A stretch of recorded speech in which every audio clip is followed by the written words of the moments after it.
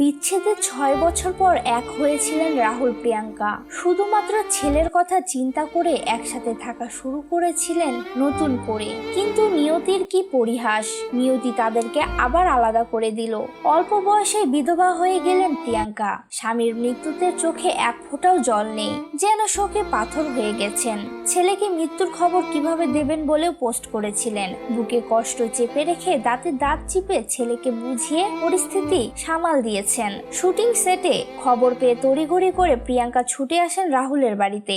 আসলে তার মনে কি চলছে সেটা সে ছাড়া কেউ বুঝবে না। পর্দা থেকে বাস্তবে প্রেম, বিয়ে, মাঝে বিচ্ছেদ, পরে সন্তানের টানে আবারও এক হয়েছিলেন। সব মিলিয়ে সিনেমার মতোই বৈচিত্র্যপূর্ণ ছিল চিরদিনই তুমি যে আমার সিনেমার নায়ক নায়িকা রাহুল অরুণোদয় বন্দ্যোপাধ্যায় ও প্রিয়াঙ্কা সরকারের জীবন।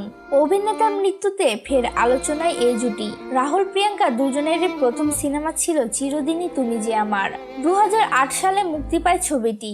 তুমুল ব্যবসা করে এই ছবিটি। পাগল প্রেমিক কৃষ্ণের চরিত্রে রাহুল যেন সবটা ঢেলে দিয়েছিলেন। পর্দায় কৃষ্ণ পল্লবীর প্রেম দেখে কলকাতার দর্শক ফের টলিপাড়ার সিনেমায় বুঁদ হন। রাহুল প্রিয়াঙ্কা নিজেরাও নিজেদের মধ্যে বুঁদ হন। 2 বছর চুটিয়ে প্রেম করে 2010 সালে ঘর বাঁধেন পর্দার কৃষ্ণ ও পল্লবী। তাদের ভালোবাসার ফসল হিসেবে কোল আলো করে আসে পুত্র সন্তান সহজ। তবুও সহজ হয়নি যৌথ জীবন। সম্পর্কে তৃতীয় ব্যক্তির আনাগোনার গুঞ্জন ওঠে। সেসব নিয়ে মুখে কুলুপ এঁটে রাখলেও পথ ঠিক বেঁকে যায়। 2017 সাল থেকে আলাদা বাস করা শুরু করেন তারা। কিন্তু দুজনকে এক অদৃশ্য চুম্বকে ধরে রেখেছিল ছেলে সহজ। সন্তানের সহজ শৈশবের কথা ভেবে 2023 সালের মাঝামাঝিতে জোড়া লাগে তাদের সম্পর্কের সুতো।